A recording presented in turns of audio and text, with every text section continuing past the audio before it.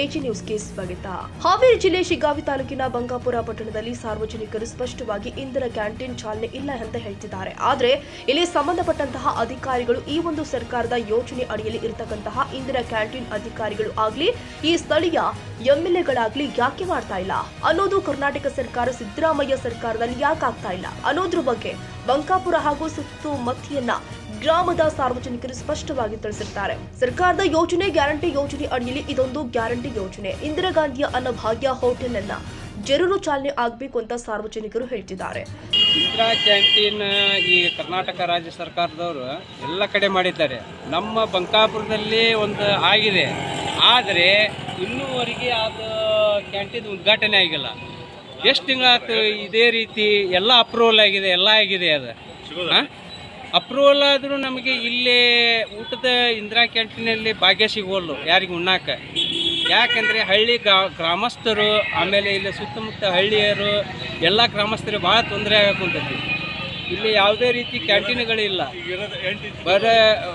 ಬಡ ಜನರ ಒಂದು ಊಟಕ್ಕೆ ವ್ಯವಸ್ಥೆ ಇಲ್ಲ. ಇಲ್ಲಿ ಹೋಟೆಲ್ಗಳಿದ್ದರೂ ನಮ್ಮ ಬಡ ಜನರಿಗೆ ಹೋಗಿ ಅಲ್ಲಿನ ಆಹಾರ ಸ್ವೀಕರಣಕ್ಕಾಗ.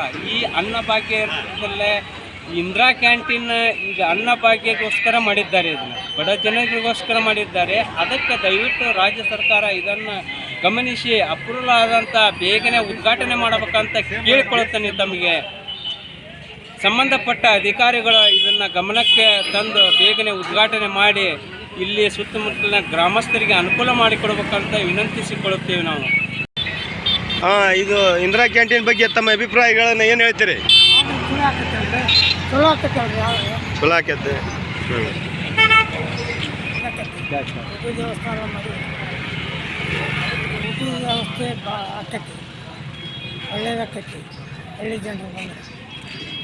Raviraj Samshi Shiggaon, AG news.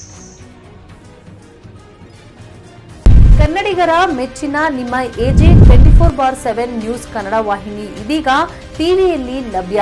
ವೇಳೆ ನೋಟಿಸ್ ಕೊಟ್ಟಿದ್ರೆ ವಾಪಸ್ ತಗೋತೀವಿ. ಇವತ್ತು ವಕ್ಫ್ ಪ್ರಾಪರ್ಟಿ ಅಂತೇಳಿ ಬರ್ತದೆ ಅಂತ ಹೇಳಿದ್ರೆ ರೈತರ ಬೀದಿಗೆ ಬಂದ್ರೆ ಏನ್ ಮಾಡ್ಬೇಕಾಗತ್ತೆ? ಯಾರು ವೋಟ್ ಹಾಕಿಲ್ಲ ಅಂದ್ರೆ ಗ್ಯಾರಂಟಿನೆಲ್ಲ ಸ್ಟಾಪ್ ಮಾಡ್ಬಿಡ್ತೀವಿ.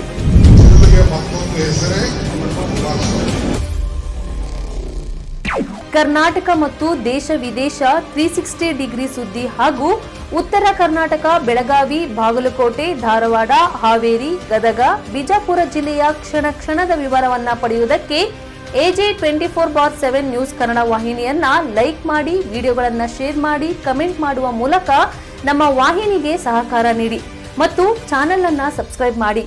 ಧನ್ಯವಾದಗಳು.